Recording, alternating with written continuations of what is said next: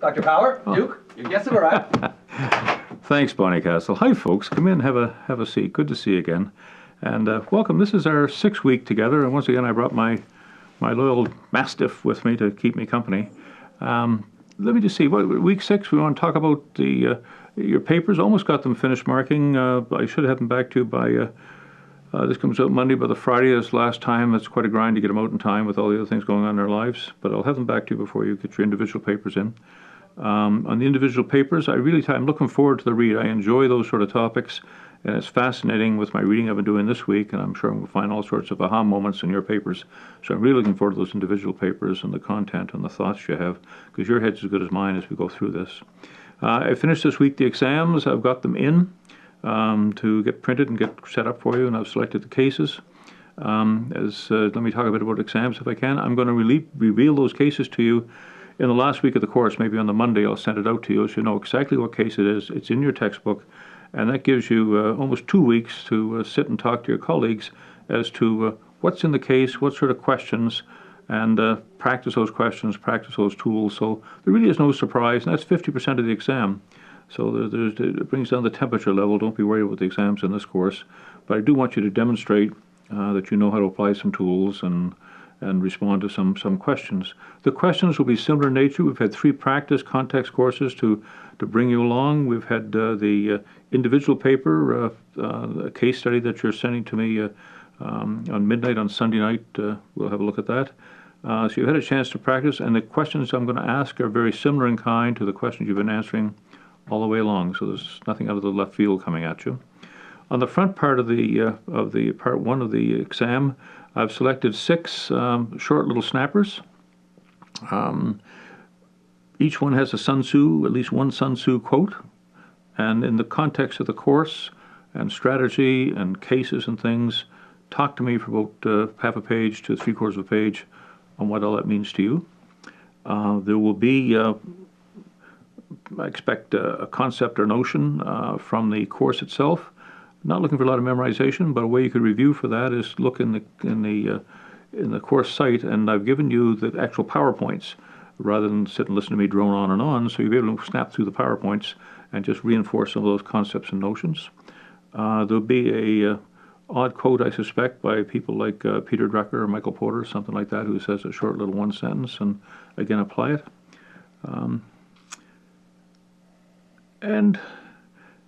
And certainly this course we've talked a lot about the strategist perspective, the Internet of Things, and the changes to our sectors and industries. So there's no surprises. If there's any danger in the exam, it'll be in time. You've got 90 minutes for each part, and so do a time appreciation, and within that time limit, when you finish that, quit, move on to the next part, and just do it that way. So that's the exam. I think that's all I want to say. Let's move on with the course if we can. Willie, you get down. Go sit down. Good dog. Good dog. Yeah. So in the paper today, what do we have? Well, first, our Premier, Christy Clark, is under the floodlights. She apparently has collected $277,000 from the provincial party to top up her salary. And so she's been holding some private little fundraising dinners, and the fundraising dinners have raised money for the party, but they also give her access at these private little dinners to the Premier to have conversations about oil and pipelines and those sort of issues. If you can afford to buy a table, you can get to talk to the Premier, and so there may be an issue in there. The opposition has called upon the Conflict of Interest Commissioner and says that the Premier is gaining personal benefit from these political donations raised through these little fundraising private dinners, that in fact it comes to laundering donations through the party before they're passed over to her. And so not much different. We see Hillary doing her dinners for $200,000 a pop down in the States. And so the question becomes, once again, recall the Ontario Premier backed off that and said we're not going to do that anymore. But Ms. Clark is pushing on with it, and we'll see what the outcome happens to be. How do you feel about that? Should special people have their privilege of getting the Premier's ear where maybe the average working person can't get it? And the question becomes, who speaks for us? So that's something we can look at. Another little chip in the coffin of the oil industry in Canada, the Ontario government has come up with a plan to reduce the use of cars by 20% in Ontario. They've got a zero-emission or hybrid electrical vehicle They want in every household within 8 years. By 2024, they want 1.7 million electric and hybrid cars in Ontario. And so they're pushing towards that. And that video, I sent you out a video to have a look at. I hope you took the time to look at that. It was very informative in my mind of the way electricity and electric cars and things are going. And I recall so vividly from the start of that video looking at one of the streets in New York that had the sort of one car and all cars and one horse, all horses in one car. And then it was just a short period of time, 10 years later or less, there was reverse. There was sort of one horse and the rest were all cars. And I can tell you that I don't think it's going to take as long as they have set their goals for. I think that tipping point is going to come much faster. And if that's the case, it just speaks again to the reducing the demand for energy and infrastructure and gas stations and people pumping gas at gas stations and service. I mean, that video talks in terms of in my car, I've got 20,000 moving parts in the car. And the new Tesla car has got 18. And so my car has got sort of four-year guarantee. The Tesla folks have said, look, we'll give you unlimited service with 18 parts. You can drive to the moon if you like and back. We'll still take care of the car. And so, again, that speaks to this reoccurring theme we've had in this course, the collapse of the middle class. And what are you going to do with all these folks that are growing unemployment? It's just one more little symptom of a larger core issue. Vaping, that's at those e-cigarettes. A report came out from the prestigious Royal College of Physicians in Britain that said a ringing endorsement of e-cigarettes, said they're beneficial to public health, and the public can be reassured that e-cigarettes are much safer than smoking. It was a 200-page report, and they ended up by saying tobacco is lethal. In Canada, we've got about 15% of adults who still smoke, about 5 million people. And so this week, we could talk a little bit about vaping and self-inflicted wounds. And I have to confess, occasionally I puff on a cigar, so it's a concern. Ransom, Philippines, tragedy this week. I think we've talked a bit about it. But do we pay ransom? And the big spread in the middle of the paper says, according to the U.S., yes, Canada pays ransoms. And they gave the sites and how it came about. But yet Prime Minister Trudeau stood up this week and sounded noble and statesmanlike and said that he and Harper before made the same declaration, we do not pay ransoms.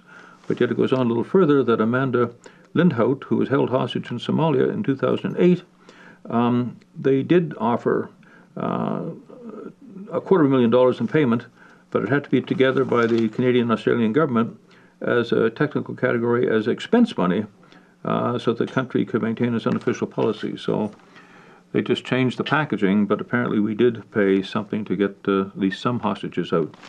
But it speaks to, let's just look at the other side of the hand for a minute. When we take Somalia and the pirates that operate across there and the ships that come around with the oil and one thing or another just off their coast, there's no environmental standards there, there's no regulators, there's no coast guards. And so invariably these tankers, rather than pay to pump out the bilge at the ports they land in, they pump it in the ocean right in front of the door of Somalia. And it's killed the fishing industry. And that's what these folks had down on the beach and close to the water. They could go out and harness the fish and made a living and fed their families. There's no fishing anymore. It's dead. And so these people can't fish. And so they need to tax. And we can call it, again, another word. So they go out there and they pirate the ships going by and make a demand, stand and deliver, give us some money to help defer the damage you've caused, and we need money to live. And, of course, from our view of the hand, we call them pirates and terrorists and shoot them.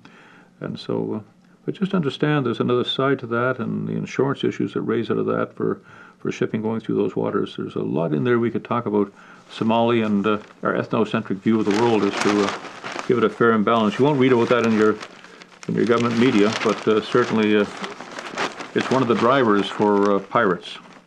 Once again, the Prime Minister is under increasing pressure attack to roll back that agreement with Saudi Arabia. Wonder if the honeymoon period with Trudeau is over. It seems to be increasing, snapping away at it. But also, if we talk in terms of Saudi, I read the story of the Egyptians. You recall, after 30 years and ending with Mubarak, they had sort of a somewhat stable government, but nevertheless it led to the Arab Spring. And Mubarak gets out, and in comes, much to the chagrin of all those that helped and reinforced quietly behind the scenes, the Brotherhood takes over. And now the Brotherhood got replaced by the military, Major General retired.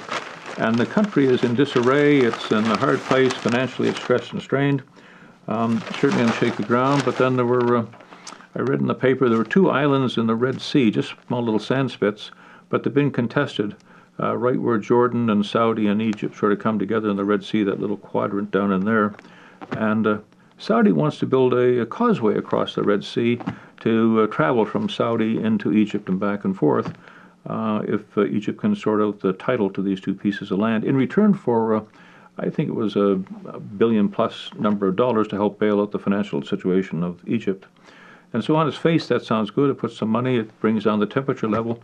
But the other side of it is raising the temperature level, because this is the 5th anniversary for the Arab Spring, and we expect to see a cluster of folks come together again, hundreds of thousands of them come together again, and that's very dangerous for the existing government because they're on shaky ground, and it may lead over the next number of months to regime change in Egypt as it goes on, because these folks see the sale of these assets as their national, as their sovereignty, being sold off to sell your assets to pay your monthly overhead to the Saudis. They don't like the idea, and so these disenchanted, these folks who are not pleased with the existing government may well start joining ISIS, because ISIS increasingly is gaining a toehold in Egypt, just like it has throughout that whole part of North Africa and through Africa itself and now into Europe.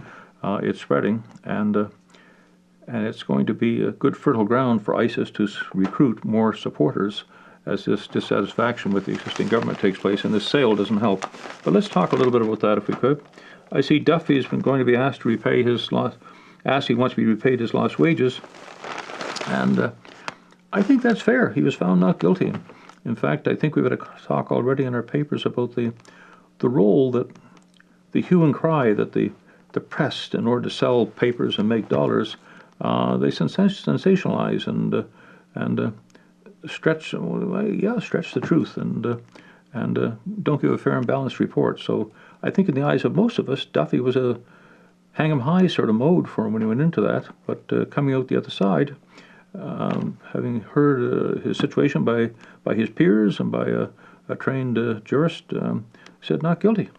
And so he should get his salary. But what do you think about the Senate and Duffy and getting his money back? Trump. Trump spoke last night. I enjoyed it, about free trade. NAFTA, of course, he talks in here about the freeloading allies. One of the points he was making about we should all be carrying our own weight. And he goes on specifically and talks about the North American Free Trade Agreement, where Canada, U.S., Mexico relations, he calls it a disaster because of the jobs and the problems that America is having. And he also goes on and talks about NATO. And NATO was put together the Cold War just after the World War II, 1949. NATO was put in place. And so my question might be this week that here we are almost 75 years later, to what extent, or 70 years later, to what extent is NATO still relevant? It came out of, we had the Bretton Woods Agreement in 1944, where those world institutions, the World Bank and the IMF and the human rights we've talked about in this class, Canadian human rights, were put in place. To what extent are they still relevant, and should they be reviewed? Do we need NATO today? And Trump, bless his heart, says, look, all these members of NATO have got to start paying their way and carrying the load. America's finished carrying the load for them. And if that's the case, what will be the impact of that if NATO was to balkanize, or if it was ratchet back on the funding that they receive? What's the situation of that? Certainly, I recall reading, I think it was this morning or last night, that the Russians were very pleased with Trump's statement. They liked what they heard. They thought it was clear, straightforward, strong, and I think there could be a good relationship between Putin and Trump as it unfolds. But in fact, they held a poll in Russia, and Trump, by a landslide, was the most popular candidate to become the president of America. But equally, the other side, all the folks that were getting the free handouts from protection from, and Canada's one of those protections from the Americans. We don't keep a military because America carries the load for us. Were negative on Trump, that we don't want to see that happening. We want America to keep on spending and protecting. And so that was an interesting story of it. I made a note to myself here about North Korea, too, that all speaks to this idea of how Trump's going to respond to these people. And North Korea, Kim Jong-un has released another missile that failed from a submarine platform. Has the capability of going about 2,500 miles, which by itself would be quite threatening if it gets that way. But I asked myself why they're doing that, and certainly the South Koreans and Americans are holding their annual little war games there, and the North always sees it as a potential prepare for invasion threat. In fact, I can recall in the 1967 war when the General Moish Dayan had a patch over his eye, Jewish tank commander, battle commander, for a series of moves with his tank coming over the Sinai. He ran his tanks up every Sunday morning. And then initially the Egyptians would get out, get into the trenches, get ready for the wave, and the Israelis would stop. And they'd get out and brew up a pot of tea from their tanks and hop back in, have a little joke, and trundle back. They did this about 3 or 4 Sundays in a row. And then on the 67, that particular Sunday, they didn't stop. They just kept on coming.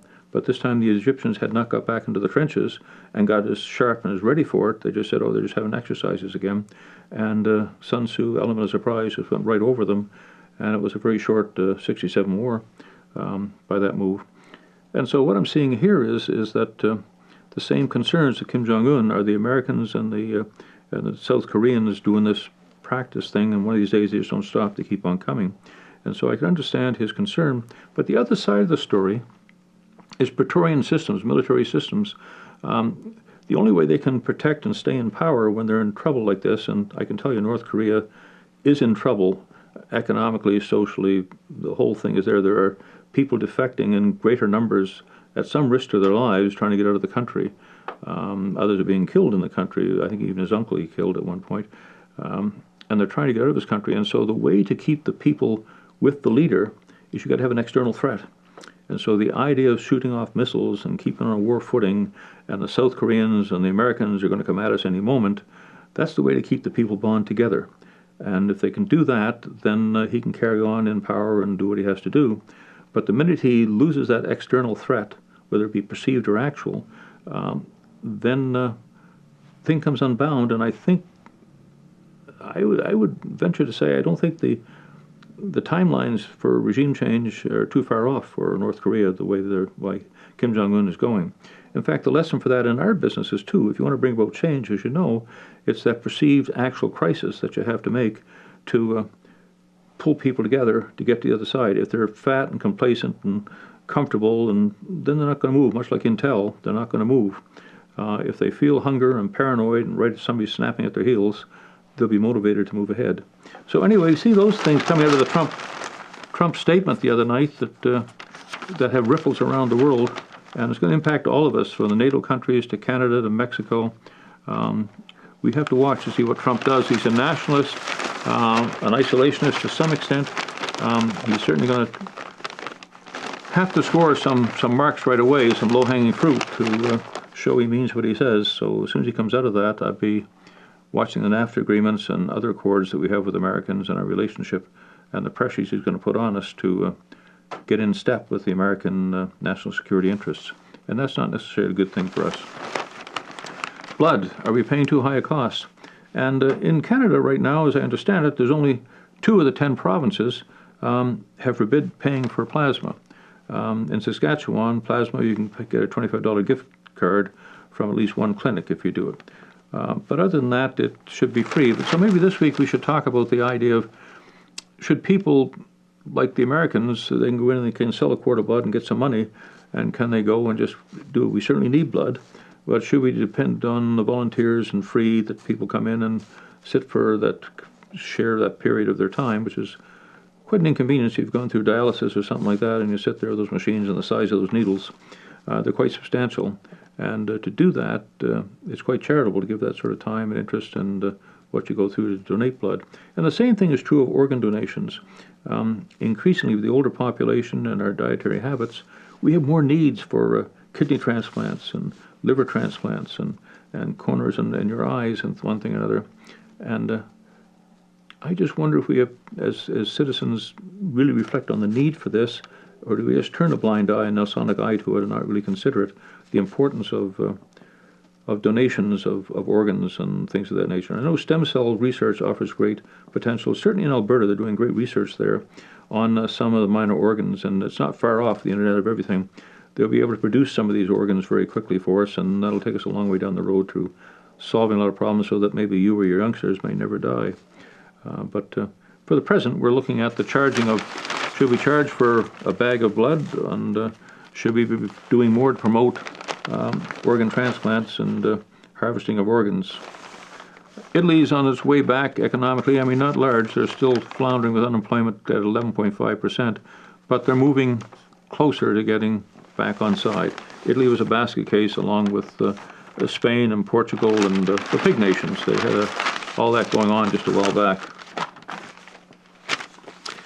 Bombardier said here clinches, but I heard today they actually got the order. They've sold 75 their C-series jets to aircraft carriers, airplanes to Delta Airlines, which is good. And I think that's enough, along with the promise from Air Canada to buy up to 75. If Air Canada comes through, then Bombardier's brush its forehead off. It's through the tunnel. And again, last week we talked, it may or may not come to pass, the Ring of Fire. I suspect they're positioning for that $2 billion, or a good portion of it, for their fast trains.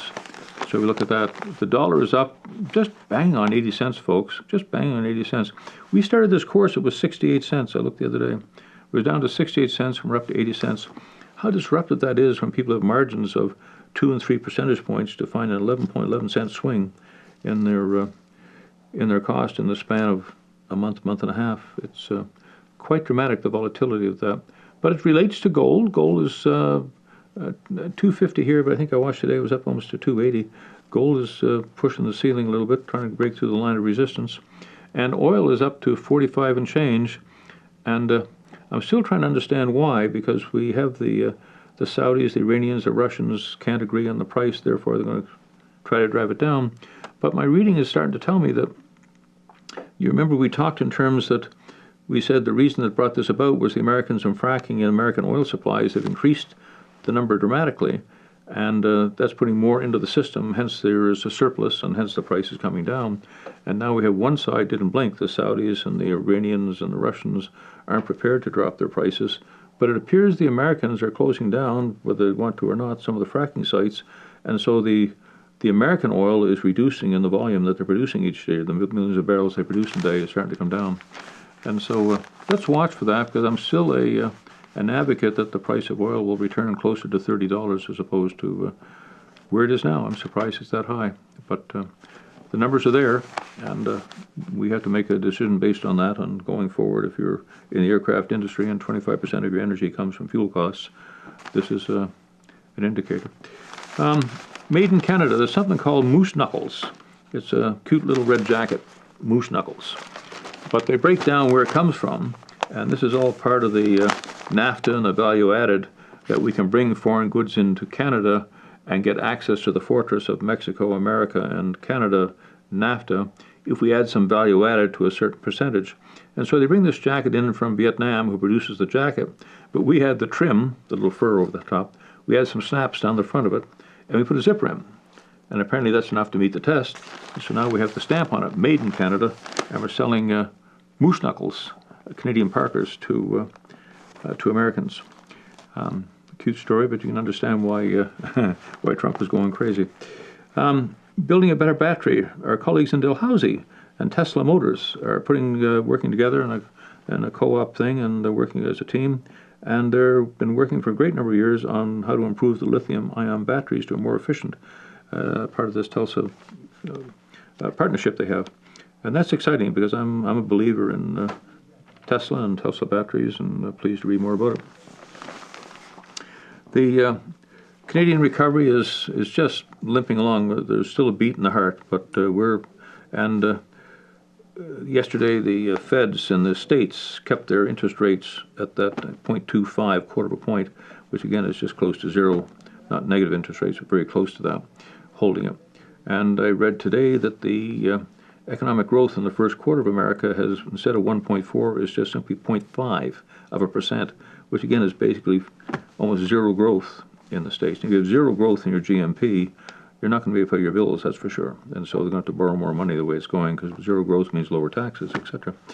And so the Canadian recovery, they're saying, is going to be complicated because of what's going on in the States, and I agree, because the American economy is slowing down, and that's going to roll over into our little world, and it doesn't look much better. Maybe oil might be enough. There's so much on oil for us, a petrocurrency, it may certainly be a jolt for Alberta. I want to watch that in any event. What else? Infrastructure. Remember we talked in terms of the course about the why nations are competitive, and we talked in terms of the four dimensions, if you would. And one dimension we said was factor endowments, advanced and basic. And here we have Marc Garneau, our transportation minister, our first man in space, our astronaut, Marc Garneau. And he looked at a new evaluation plan he's going to put on infrastructure in Canada, because he says that our global infrastructure and related rankings have been declining as Canada compares less favorably to other developed nations. And it's disturbing. And so on every measure, open competitiveness, we have gotten worse. Transportation infrastructure, we've gotten worse. Quality of roads, dramatic, about 40% worse. Quality of railroad infrastructure, about 20% worse. Quality of port infrastructure, about 20-25% worse.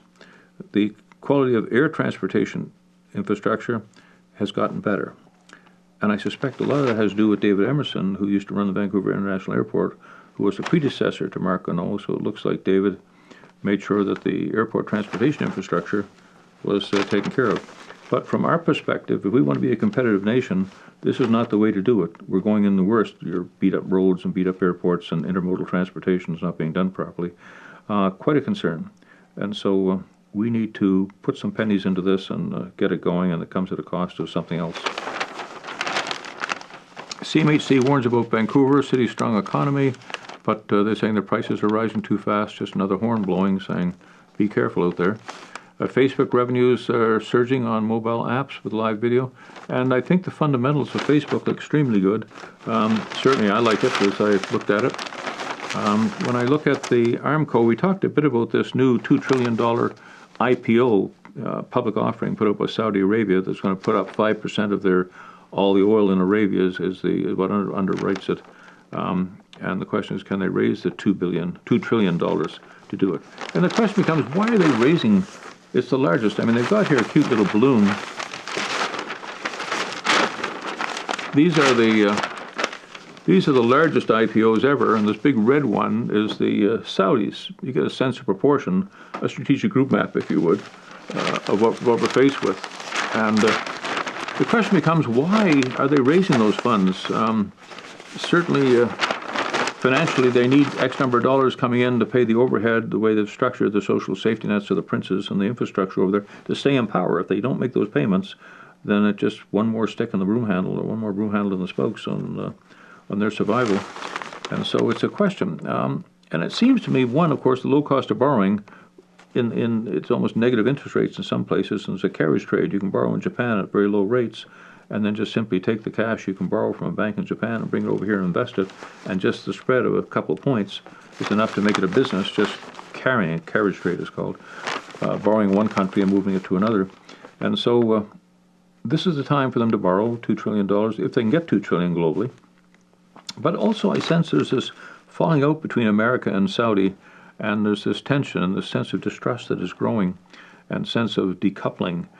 We talked in terms of 1971 and with the disposition of the gold standard in America, the adoption of the Saudis and America striking the deal that Kissinger drove in large measure for them, saying instead of oil, we'll back it with American oil, providing the Saudis always and the OPEC nations always price our oil in U.S. dollars, then that's as good as gold, and hence that's the vehicle currency and holds it up and makes it worth what it is. But that's falling apart. That's not just by Saudis, but others. It's falling apart and under threat, as is the support system that America seems to be prepared to pay for the Saudis to keep them in power. And so there's a sense of distress growing. And I'm just wondering if King Solomon over there with the Saudis has not decided to just to build the war reserves, to have $2 trillion sitting in the bank account somewhere, drawing a little bit of income like carriage trade, backed by 5% of his gold reserves or oil reserves, pending disposition of what's going on between America and it, and sanctions and problems that may occur. And so it's fun to watch. We certainly don't want to see another regime change in Saudi Arabia, notwithstanding the human rights and all that stuff, which is bad.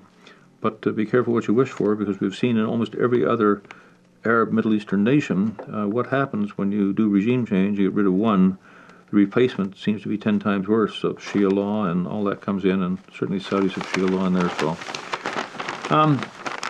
Let's go on next to the real games.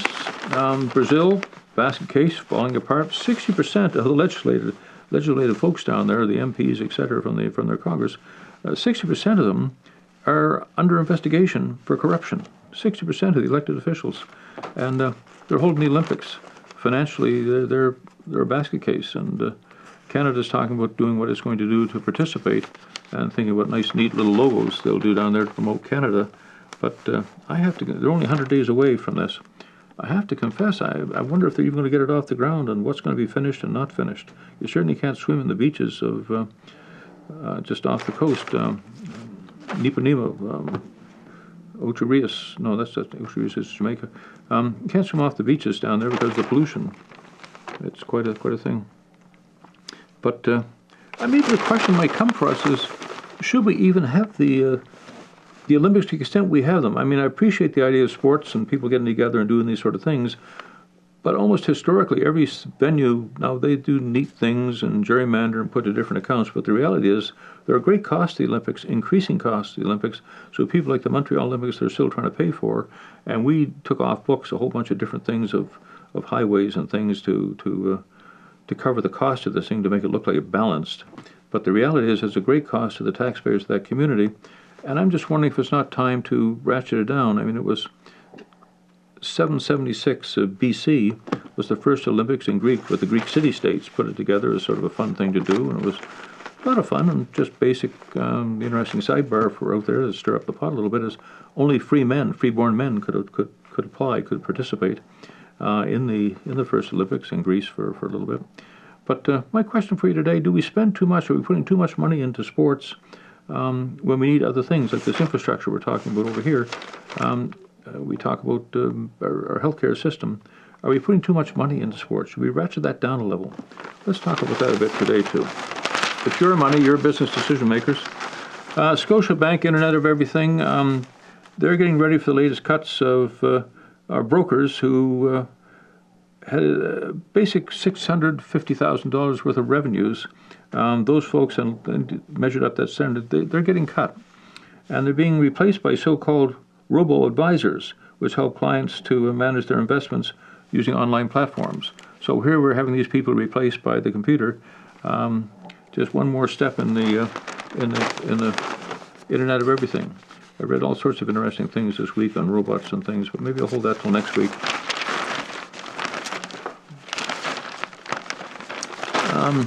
The OECD out of France, it's a cluster of the developed countries, have come together and said, Britain, if you get out of the European Union, your economy could shrink by 8% in over 14 years, just as another shot. And recall President Obama was there recently giving the same sort of warning to the opposition who's trying to encourage Britain to get out of the European Union, given the current state of the European Union, driven by Hungarians, not Hungarians, but by Romanians coming into the country. The visa, the free barriers are down on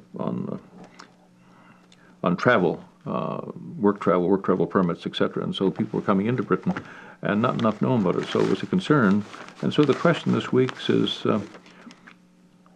if the euro or the European Union was to balkanize and break up, notwithstanding that would be a disaster for a great many nations over there, most of which I think Germany, because it's been the backer of putting money out and running up bills, trying to hold it together.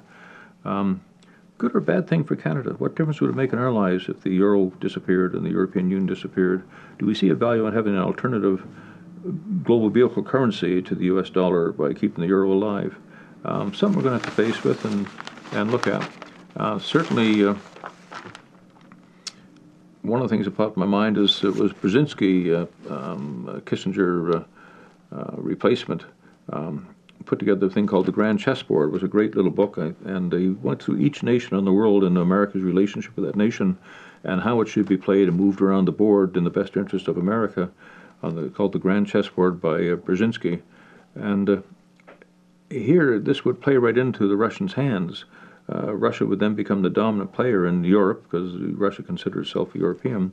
And if it was to balkanize and given the interdependence needed for oil and gas out of Russia to keep the heat on in Germany, if the European Union and if NATO does this sort of thing, I think you'd play right into the Russian hands. But let's talk some more about that. Apple, massive drop, did this announcement yesterday. I have to confess, I looked at it, and I'm still a believer in Apple. I think they've got 12 to 18 months fundamental analysis before some of the, I believe to be secret things they're doing. Like in Germany right now, they've got a car plant working on the drone cars over there. They've got stuff going on in the Middle East on virtual and augmented reality, working on that. But it hasn't been out yet. But I guess what we're saying here is that we just talked about Facebook going up, and we talked Apple about going down, and it's quite a drop. It's interesting. What they dropped was $48 billion is what they've fallen off. $48 billion is larger than pretty well every other company on the top 500 companies in the States. So General Motors, Target, and Caterpillar, they could buy all of those, each one of those for $48 billion. In any event, the lesson for us out of that is to look at both those companies, just sit and reflect for a few minutes on the four generic building blocks of competitive advantage of superior efficiency and quality and customer responsiveness and innovation, and see how they measure up. And that's the message for us and our organizations, to look at your organization, see how you're measuring up for those four generic building blocks.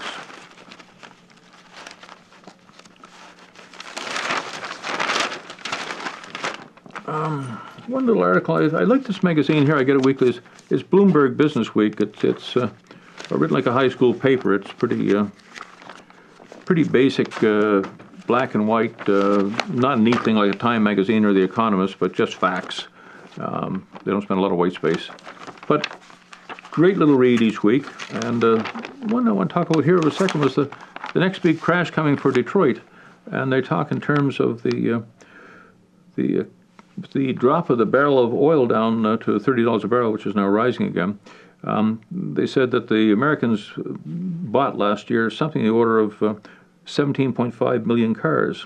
The average in North America generally is about 16 million. So the point is, it was a bumper year for buying cars, and most of those cars were SUVs and gas guzzlers because the price of gas was down low. And what they're saying is as gas comes back up, it's going to drive all those things in. The car loans are red flags because they're not going to be able to keep them up and keep driving them, as we saw in Alberta. The same thing. You go in there and you can buy SUVs on every street corner. They're trying to unload them. And so it's interesting to watch this goes up. And plus they're doing tricky things. They push leases, longer loans. I mean, I bought my first car for $40. The tires were $120, put new tires on it. They cost more than the car. And today, the game they play, of course, you get a 1 year or 2 year sort of loan from your bank for your car.